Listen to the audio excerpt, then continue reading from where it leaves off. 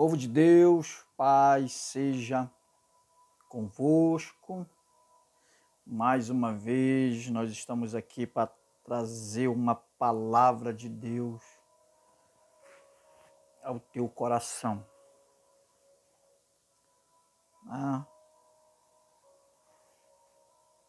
Mais uma vez nós queremos ministrar aquilo que o Senhor tem colocado em nossos corações para que possamos ministrar a palavra de Deus. E hoje nós queremos falar sobre o sinal do céu. Tá?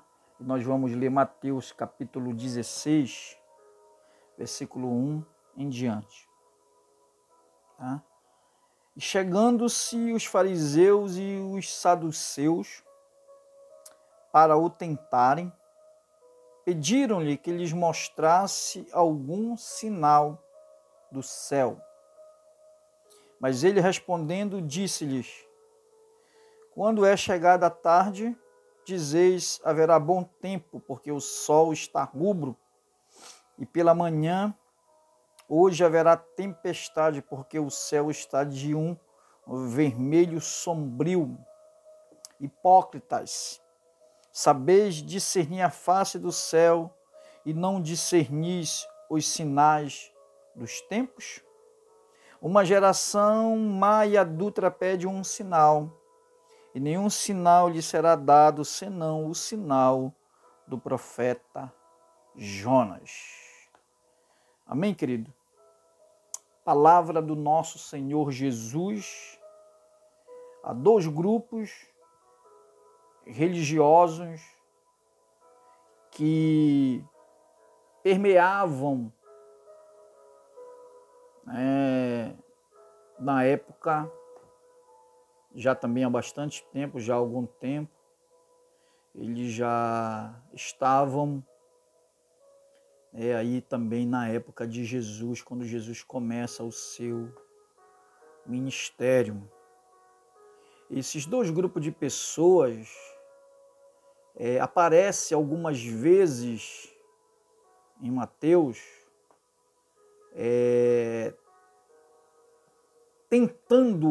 procurando, muitas vezes, enganar Jesus. E essa aqui é a primeira das muitas vezes em Mateus em que seus inimigos procuravam enganá-lo, tentando pegá-lo de controvérsias e alguns erros, muitas vezes para tentar acusá-lo, para tentar denegrir a imagem de Jesus. É sabido de cada um de nós que esses dois grupos de pessoas, tanto fariseus quanto saduceus, eram homens que, de alguma forma, eles conheciam bem a palavra de Deus.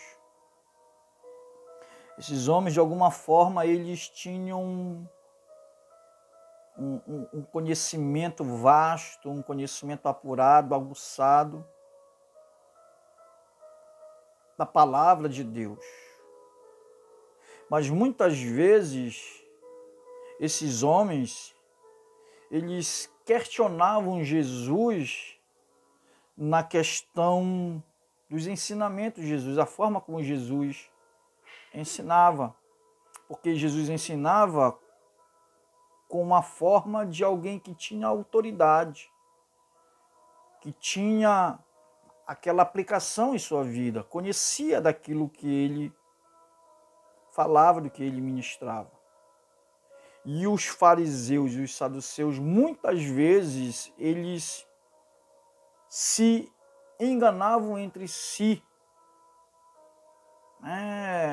pela vida, ou não ter um espírito de Cristo, por não ter a mente de Cristo, por não ter discernimento espiritual. Muitas vezes eles eram enganados pelas suas próprias palavras, pelas suas próprias convicções, pelos seus próprios erros, pelos seus próprios pensamentos, pelas suas próprias atitudes. Conhecedores da palavra, conheciam a palavra, mas a religião não permitia que eles conhecessem realmente profundo da palavra de Deus, aquela intimidade, aquele relacionamento com Deus, aquela comunhão com Deus que faltava muitas vezes para esses homens, e eles se tornaram grandes inimigos de Jesus. Se tornaram grandes inimigos do Senhor Jesus. E eles pedem um sinal do céu. Eles pedem algo milagroso que eles pudessem ver, que eles pudessem enxergar e assim acreditar e assim reconhecer que Jesus era de fato o Salvador, o Messias, o Rei prometido. O que Mateus está mostrando é simplesmente um jogo de palavras, sinal do céu, um jogo de palavras. Nós queremos ver algo milagroso, algo que tu possas fazer diante de nós e nós possamos crer e nós possamos acreditar na tua palavra. Só que, queridos, esses homens, eles não percebem que Jesus já tinha feito vários milagres. Jesus já tinha feito vários sinais que demonstravam que, de fato, que realmente ele era o Messias. Só que pela ótica, pela visão humana e carnal desses homens, eles não conseguiam enxergar. Jesus ressuscitou Lázaro. Jesus fez grandes sinais. Jesus andou por sobre o mar. Jesus ressuscitou o filho da viúva de Naim. Jesus ressuscitou a filha do mestre da sinagoga. Jesus curou a sogra de Pedro.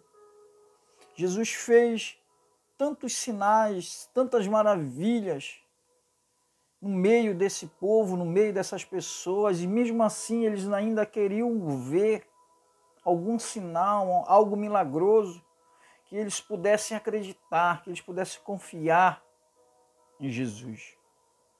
A Bíblia diz que quando Jesus foi crucificado, houve terremotos, o céu escureceu, algumas pessoas que estavam mortas ali ressuscitaram, andaram na cidade, começaram a andar pela cidade. Jesus multiplicou pão, peixe 2 vezes. Jesus acalmou a tempestade, o vento, o mar. E que mais esses homens queriam ver de milagroso, de poderoso, para que eles pudessem acreditar em Jesus? O que mais que as pessoas estão querendo ver da parte de Deus para que possam acreditar nele? Que sinal ainda está faltando para que o mundo reconheça que Jesus é o Salvador do mundo, o Salvador da humanidade? sinal ainda falta para que a gente possa crer, possa acreditar que Jesus é o Filho de Deus. Agora, esses dias teve um sinal no céu. O eclipse vermelho, o sol ficou vermelho. Os sinais estão acontecendo e as pessoas estão,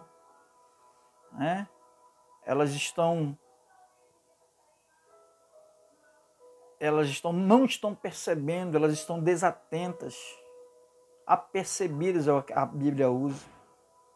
Elas não estão conseguindo enxergar os sinais que identificam a volta de Jesus.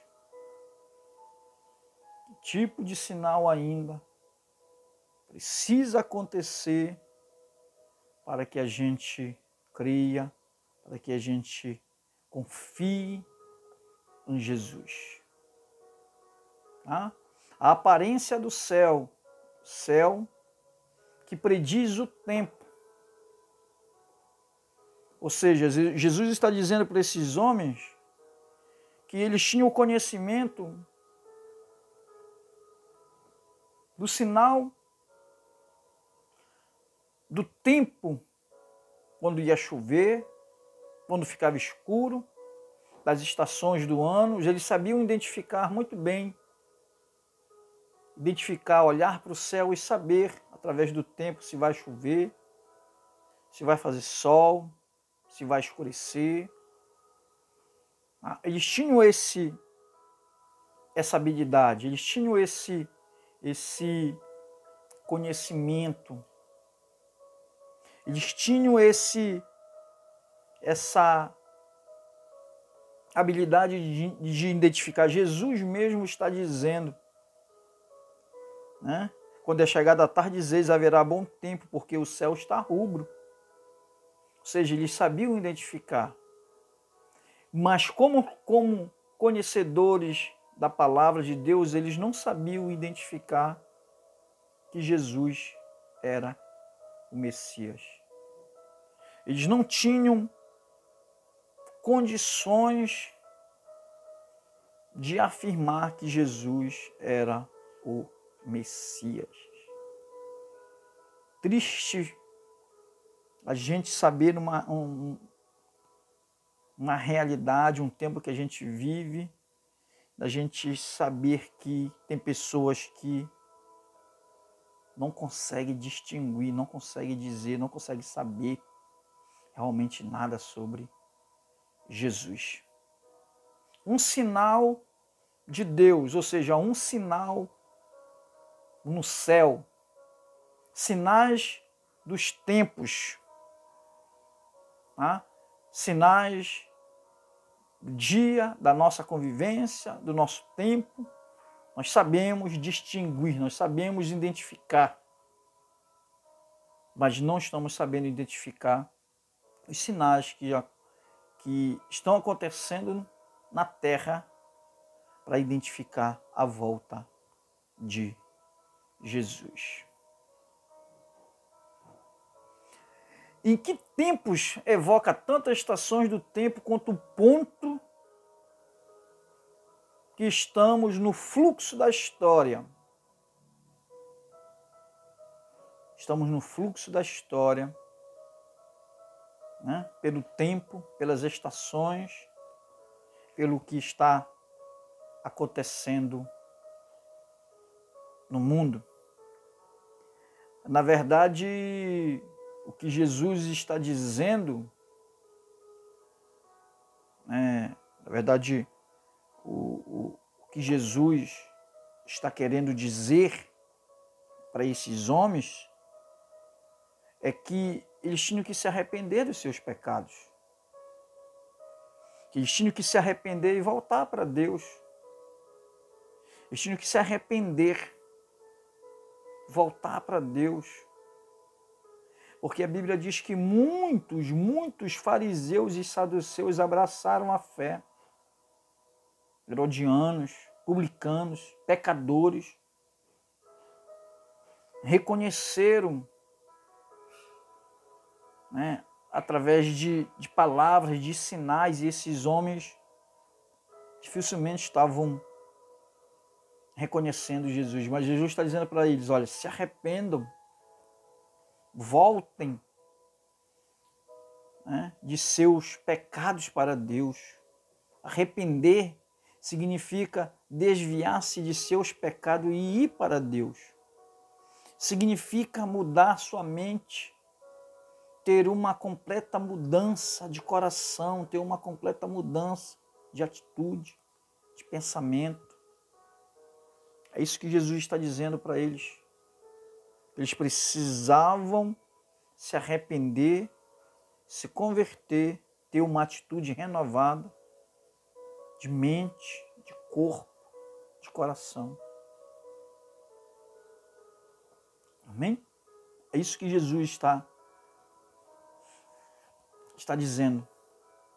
Que não importa se está escuro, se está nublado, ameaçando uma tempestade, eles podiam discernir os detalhes do tempo, mas não podiam discernir os sinais proféticos dos tempos ou profecias claras, atestados pelos milagres de seu Messias. As muitas profecias sendo cumpridas em João e Jesus constituíram os sinais dos tempos daquela época. Amém? Uma coisa que a gente tem que ficar atento, observando os sinais que estão acontecendo ao nosso redor. Os sinais que antecedem a volta de Jesus. Os sinais que antecedem a volta do nosso Salvador, do nosso Rei. E precisamos nos arrepender, precisamos confessar nossos pecados, precisamos ter uma completa mudança de pensamento, uma completa mudança de vida, reconhecer Jesus como o nosso Salvador e Senhor da nossa vida. Amém? E Jesus continua dizendo, uma geração má e adulta pede um sinal e nenhum sinal lhe será dado senão o sinal do profeta Jonas.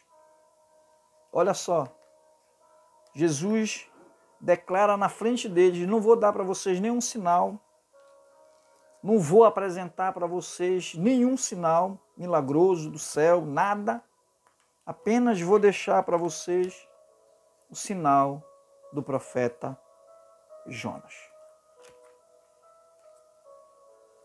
Amém?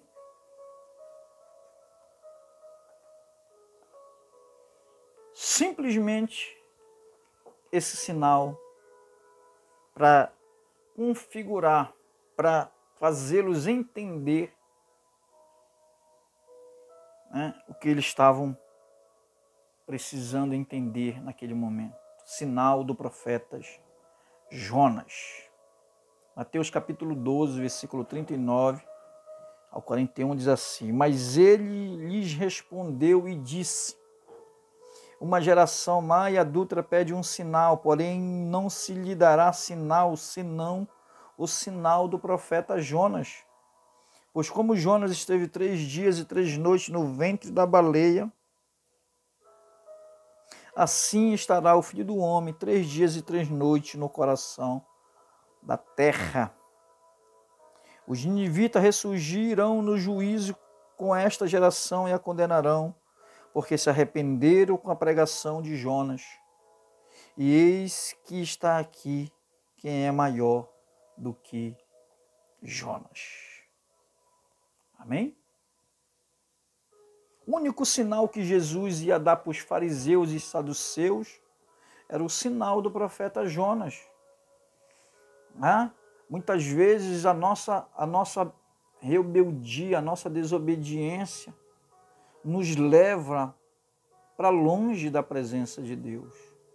muitas vezes a nossa obstinação, muitas vezes os nossos pecados, os nossos pensamentos, as nossas atitudes, nossas ações, querendo fugir, querendo transgredir a palavra de Deus, como Jonas fez, né? Como Jonas recebeu uma palavra diretamente de Deus. Jonas recebeu uma palavra diretamente de Deus e, na verdade, Jonas fez o inverso, fez o contrário. Jonas fugiu, tentou se esconder, com rebeldia à mensagem de Deus. E pelo seu ato pecaminoso, pelo seu ato de transgredir a ordem direta de Deus, ele pagou um preço muito grande, um preço muito alto. A Bíblia diz que Jonas foi lançado ao mar, foi engolido por um grande peixe e ficou 3 dias no ventre do grande peixe.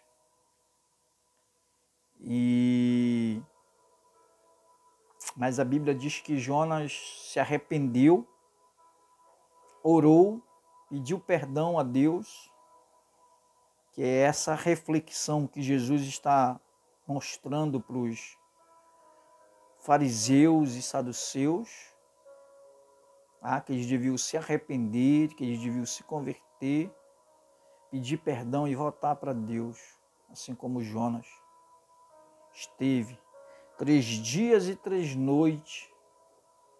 E aí a Bíblia diz que Jonas orou e Deus colocou ele novamente no caminho dos ninivitas.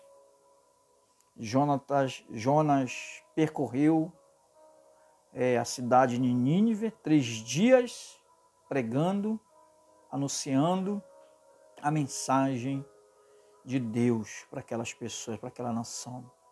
E a mensagem, ela foi tão forte, tão poderosa, que a Bíblia diz que até o rei se arrependeu. A Bíblia diz que 120.000 pessoas foram salvas, se arrependeram, fizeram um grande clamor a Deus. Fizeram um grande clamor de arrependimento, de confissão a Deus. E a Bíblia diz que Deus perdoou aquela nação, salvou aquela nação da destruição com a pregação de Jonas. Amém? O sinal que Jesus deixou aos fariseus e aos saduceus era o exemplo, era a analogia, a comparação da mensagem profética do profeta Jonas ao povo, à cidade de Nínive. E se eles, de fato, conhecessem